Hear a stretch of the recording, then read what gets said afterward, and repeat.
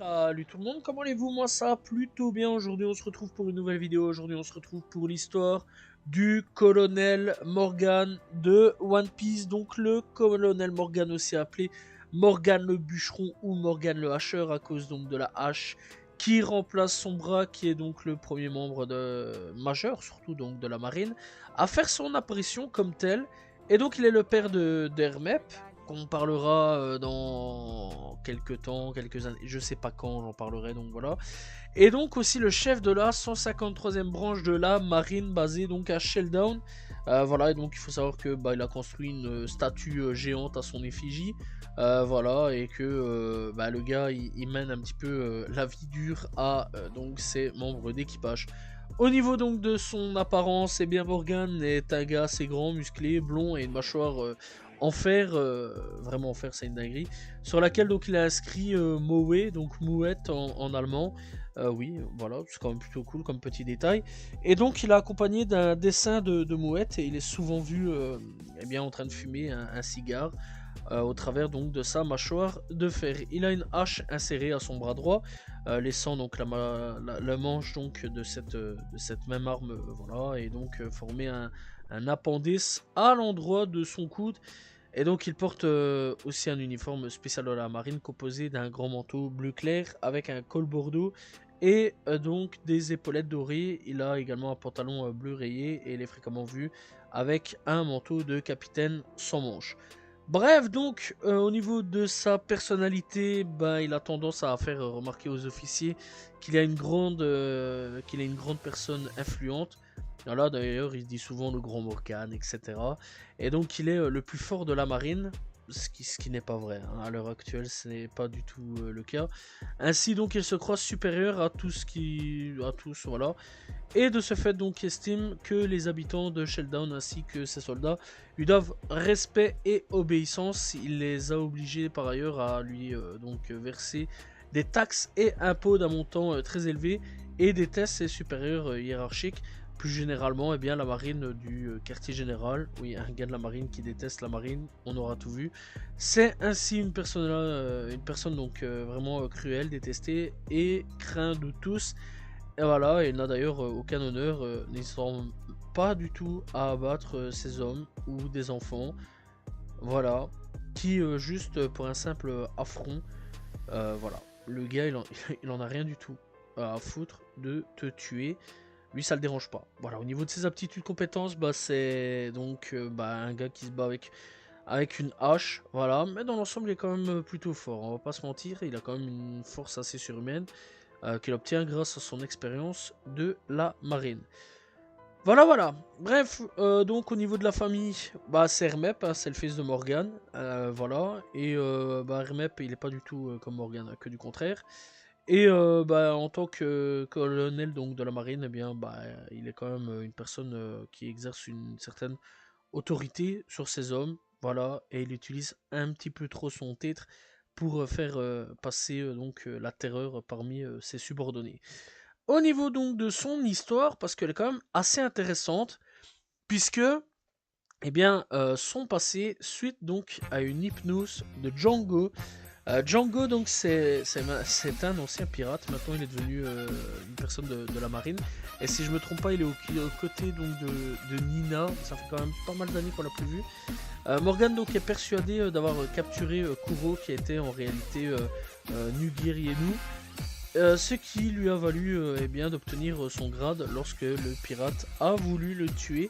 Celui-ci, gardant son honneur, refusa de supplier de le laisser en vie. C'est comme cela qu'il regagna donc son statut d'innocent, et qu'il obtient donc son grade de colonel.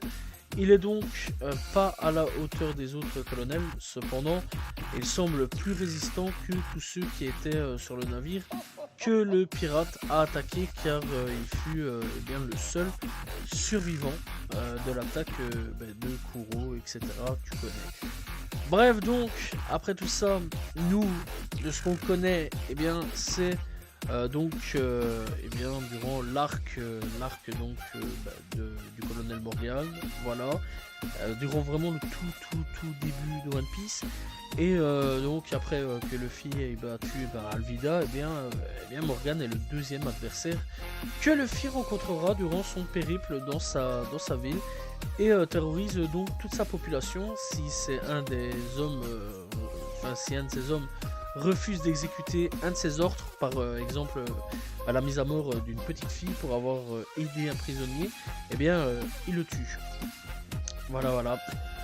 Ah ouais, non, ça déconne pas chez lui, vraiment. Zoro donc fraîchement libéré par Kobe et Luffy, Terracer donc a eu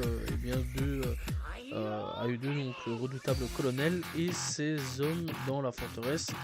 Donc le chapeau de paille ayant accidentellement détruit la statue à l'effigie de celui-ci après donc sa défaite. Tous les hommes du colonel fêtèrent l'événement au point de les laisser s'enfuir lui, donc Luffy et Roronoa, donc voilà les deux pirates, voilà responsables donc de la libération de l'île un petit peu du colonel Morgan, parce que ouais c'était une terreur, hein, c'était vraiment une terreur.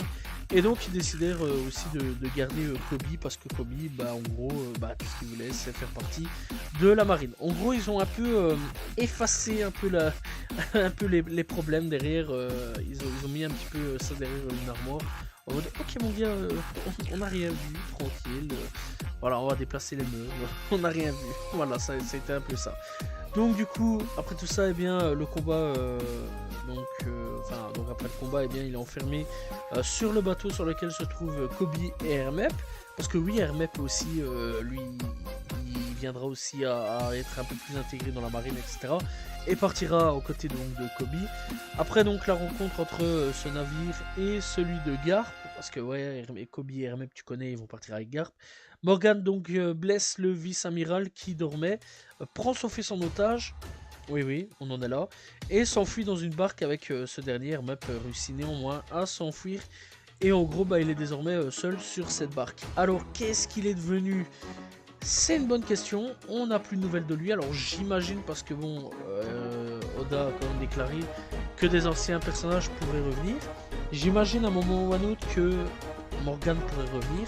Je trouverais ça assez cool quand même de le revoir, un peu plus puissant, peut-être en pirate, qui sait, peut-être en pirate, mais ouais, ce serait quand même assez intéressant de pouvoir le recroiser, de voir voilà, le futur de One Piece. En tout cas, ça s'arrête là au niveau donc, du colonel Morgan. Voilà.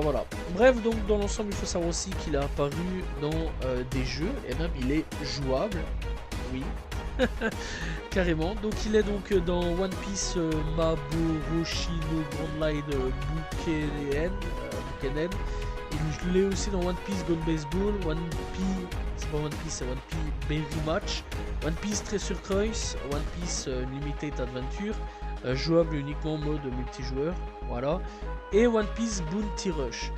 Alors il est aussi en tant qu'ennemi, voilà, dans One Piece Become to the Pirate King, One Piece Game Boy, One Piece Romance Down, One Piece Pirate Warrior, voilà, enfin bien d'autres encore. Il est aussi dans One Piece, enfin en tant que support One Piece Dance Battle et One Piece Pirate Warrior. Et alors en tant que non jouable, il est dans One Piece Battle, enfin Grand Battle 2.